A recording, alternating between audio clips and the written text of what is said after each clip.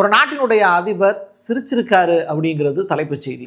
எதனால் அவர் சிரிச்சாரு? சிரிக்காதவர் சிரிச்சாருன்னா அது ஒரு பெரிய ஹெட்லைன் தானே. அப்படிப்பட்டவர் யார் அப்படிங்கிறது. ஓவல் ஆஃபீஸ் அப்படிங்கிற ஒரு விஷயத்தை நீங்கள் கேள்விப்பட்டிருக்கீங்களா? அமெரிக்காவில் அதிநவீன முக்கியமான அறிவிப்புகள்லாம் வெளியாகக்கூடிய இடம். ட்ரம்ப் தான் அந்த ஆஃபீஸுக்குள்ளே உட்காந்துருக்கார். அப்படிப்பட்ட இடத்துல ஒருத்தர் திடுதுப்புன்னு மயங்கி விழுகிறாராம். என்ன பேசுனதுனால அவர் மயங்கி விழுந்திருப்பார்? ஈரானை 2 நொடிகளில் நாங்கள் வீழ்த்திடுவோம் அப்படிங்கிற ஒரு ஸ்டேட்மெண்ட்டை இஸ்ரேலுடைய பிரைம் மினிஸ்டர் சொல்லியிருக்காரு. அப்படி இஸ்ரேல் வைத்திருக்கக்கூடிய ஆயுதம் என்ன? சீனா கிட்ட ஒரு அதிநவீன ஒரு புதியதொரு கப்பல் அதனுடைய கடல் படையில் சேர்த்துருக்காங்களாம். அந்த கப்பலுக்கு பேர் என்ன? அது என்னென்ன சாகசம்லாம் செய்ய போகுது? இந்திய பெருங்கடலுடைய ராஜா அப்படின்னு அதை சொல்கிறாங்க. அப்போது இந்தியாவுக்கு எதுவும் பாதிப்பு இருக்கா? டீட்டெயில்டாக பேசுவோமா? வாங்க பார்க்கலாம் உறவுகளே. இது பிரசாத் சிக்னேச்சர்.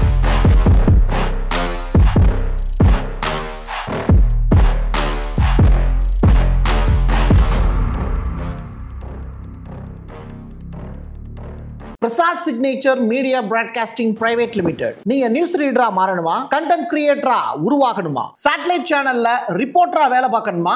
டாக்குமெண்ட்ரி மேக்கிங்ல இருந்து ஜர்னலிசம் பற்றிய முழுமையான பயிற்சி பெற உங்களுக்கான அருமையான வாய்ப்பு. எங்களை தேடி வாங்க. ஆன்லைன் மற்றும் நேரடி பயிற்சி வகுப்புகளும் சர்டிபிகேட் கோர்ஸாவே கத்துத்தரும். மீடியா துறையில் 10 ஆண்டுகளுக்கு மேல அனுபவம் உள்ளவர்கள் பயிற்சி கொடுப்பார்கள். வாய்ஸ் ஓவர் தொடங்கி வாய்ஸ்லெஸ் பீப்புளுக்காக உங்களை சிறந்த ஜேர்னலிஸ்டா உருவாக்க வேண்டியது எங்களோட பொறுப்பு. ஸ்கூல்ஸ் அண்ட் காலேஜஸ்ல ஜூனியர் ஜேர்னலிஸ்ட்ங்கிற பேர்ல ஒர்க் ஷாப்பும் கண்டக்ட் பண்ணி கொடுக்கிறோம். மோட்டிவேஷனல் ஸ்பீக்கரா கடந்த 15 ஆண்டுகளா கல்வி நிறுவனங்களுக்கு நிகழ்ச்சிகளும் நடத்தி தரோம். தொடர்புக்கு 9944790333 94493594 prasadsignature@gmail.com. பாகிஸ்தானுடைய அரசமைப்பு சட்டத்தை மாற்ற போறாங்க அப்படிங்கிற தகவல். 27வது திருத்தம் ஒன்று செய்ய போகிறாங்களாம். நம்ம நாட்டிலையும் ஏகப்பட்ட திருத்தங்கள் செஞ்சுருக்காங்க. ஆனால் என்ன திருத்தம் எப்போ பண்ணியிருக்காங்க அப்படின்னு நம்ம நாட்டில் இருக்கக்கூடிய எந்த ஒரு குடிமகன்கிட்டையும் கேட்டால் தெரியாது. இங்கே என்ன சட்டம் இருக்குது அப்படிங்கிறதையும் அந்த சட்டத்தை எப்படி தனக்கு சாதகமாக பயன்படுத்தி கொள்ள முடியும் அப்படின்னு இங்கே இருக்கக்கூடிய லாயருக்கும் ஜட்ஜை தவிர வேறு யாருக்குமே தெரியாது. அது இந்தியாவினுடைய பெரிய பியூட்டி. பாகிஸ்தானில் இருக்கக்கூடிய மக்களுக்கும் அதே கதி தான். பட் அரசியல்வாதிகள் அதை வச்சு விளையாண்டுக்கிட்டு இருக்காங்க. டக்குன்னு ஒரு நியூஸ் ஒன்று பார்த்தா இம்ரான்கான் முனீரை போட்டு பயங்கரமாக திட்டிக்கிட்டு இருக்காரு. முனீர் யாருன்னா பாகிஸ்தானுடைய இராணுவ தளபதி. அமெரிக்காவோடு ரொம்ப நெருக்கமாக இருக்கக்கூடிய நபர். அதனால ஆப்கானிஸ்தானுக்கு அவரை பிடிக்கல. இப்படிப்பட்ட நிலையில் பாகிஸ்தானுக்கு கூடுதலாக இல்லை முனீருக்கு கூடுதலாக ஒரு சப்போர்ட் பண்ணணும் அப்படின்னு அமெரிக்கா நினைக்கிறாங்க. இதனால் அந்த நாட்டினுடைய அரசமைப்பு சட்டத்தை மாற்றி முனீருக்கு கூடுதலாக அதிகாரம் கொடுங்களேன் அப்படின்னு ஷபாஸ் ஷெரீஃப்கிட்டையே அமெரிக்கா ரெக்கமெண்ட் பண்ணியிருக்காங்க. இதை கேள்விப்பட்ட இம்ரான்கான் சும்மா இருப்பாரா?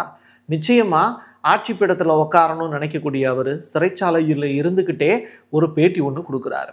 முனீருக்கு அதிகாரத்தை அதிகப்படுத்தி கொடுப்பது பாகிஸ்தானுடைய வீழ்ச்சிக்கு சமமானது அப்படிங்கிற ஸ்டேட்மெண்ட்டை சொன்னார். அதற்கு பிறகு இந்த நியூஸை தேடி பார்த்தா முனீருக்கு 27வது அந்த சட்ட திருத்தத்தில் ஷபாஸ் ஷெரீஃபுக்கு இணையாக ஒரு அதிகாரத்தை கொடுக்குறாங்க. அப்போது கிட்டத்தட்ட ஷபாஸ் ஷெரீஃபினுடைய ஆட்சி கலைக்கப்படும், ஜனநாயகம் வீழ்த்தப்படும். இராணுவ தளபதியாகிய முனீர் அடுத்ததாக பாகிஸ்தானுடைய மிகப்பெரிய பொசிஷனில் போய் உட்காந்து அமெரிக்காவுக்கு சேவை செய்ய போகிறாருங்கிறது தான் கிடச்சிருக்கக்கூடிய தலைப்புச் செய்தி. நம்ம நாட்டில் இருக்கக்கூடிய 80% மேற்பட்ட மக்கள் சோத்துக்கே வழி இல்லாமல் திண்டாடிக்கிட்டு இருக்கு. ஏற்கனவே $473 பில்லியன் அளவிற்கு குவிச்சு வச்சிருக்காரு. அது பத்தாததுக்கு இப்போ அவருடைய டார்கெட் என்ன தெரியுமா? $1 ட்ரில்லியன் அளவிற்கு சம்பாரிச்சு குவிக்கணும் அப்படிங்கிறது தான் அவர் டெஸ்லா மற்றும் அவருடைய ஏகப்பட்ட நிறுவனங்கள் இருக்குல்ல, அதற்கு அவர் கொடுத்துருக்கக்கூடிய டார்கெட்டு. என்னுடைய சம்பளம் 1 ட்ரில்லியன் வேணும், அதை நோக்கி நீங்கள் வேலை பாருங்கள் அப்படின்னு டெஸ்லா மற்றும் ஸ்பேஸ் எக்ஸ் நிறுவனத்துக்குள்ள வேலை பார்க்கக்கூடிய ஊழியர்களுக்கெல்லாம் உத்தரவு பிறப்பிச்சிருக்காராம். எலான் மஸ்க்கு கையில் என்ன இருக்குது அப்படின்னு சொல்லி நீங்கள் கேட்டிங்க அப்படின்னா, ஸ்பேஸ் எக்ஸுங்கிற நிறுவனம் மில்லியன் கணக்கான ரோபோட் டாக்ஸிஸ், தானாக இயங்கக்கூடிய மின்சார வாகனங்கள், டிரைவரே தேவையில்லை, 20 மில்லியனுக்கும் மேற்பட்ட டெஸ்லா கார்கள், இது எல்லாமே வச்சுருக்கார். அப்படிப்பட்டவர் அடுத்த கட்டமாக ஏஐ வச்சு தன்னுடைய வாழ்க்கையில் பெரிய அளவில் சம்பாதிக்கிறதுக்கான முயற்சி செய்கிறார். நம்ம இந்தியா இப்போ தான் ஏஐனுடைய பிகினிங்கில் இருக்கும். டாக்டர் ஓஸ் அப்படிங்கிற நபர் ரொம்ப பெரிய அளவில் பிரபலமான நபர். எங்கன்னா இந்தியாவில் இல்லை, அமெரிக்காவில்.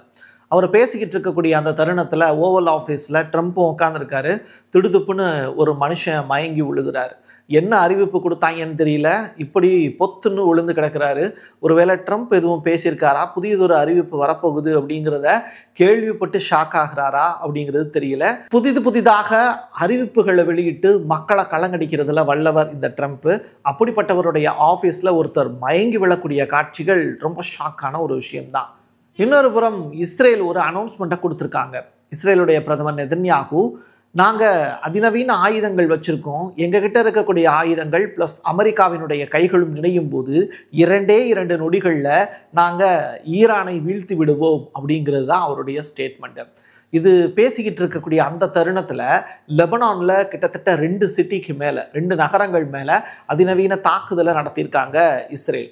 அதுக்கு அவங்க சொல்லக்கூடிய காரணம் என்னென்னா, ஹிஸ்புல்லாக்கள் இருக்காங்க அங்கே, அவங்க தப்பாக பண்ணுறாங்க, ஆட்சியாளர்களுக்கு எதிராக செயல்படுறாங்க, மக்களுக்கு விரோதமாக செயல்படுறாங்க அப்படின்னு சொல்லி அட்டாக்கை நடத்தி காமிக்கிறாங்க.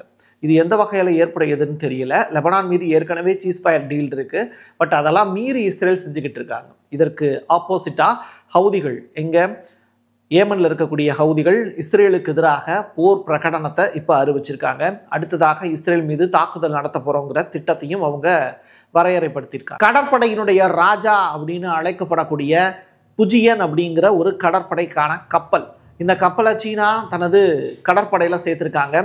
சீனா கிட்ட ஏற்கனவே அதிநவீன 2 கப்பல் இருக்கு. இப்போ 3ஆவதாக இந்த கப்பலையும் சேர்த்துருக்காங்க. இதனுடைய டெக்னிக்கலாக இதனுடைய வேர்டு அப்படிங்கிறது CNS டைப் 003 அப்படிங்கிறது தான். என்னடா இது புதுசாக இருக்குது அப்படின்னு கேட்டால், இதில் விமானம் தாங்கிய கப்பல் இருக்குது அப்படிங்கிறது தான் கூடுதல் ஸ்பெஷலு.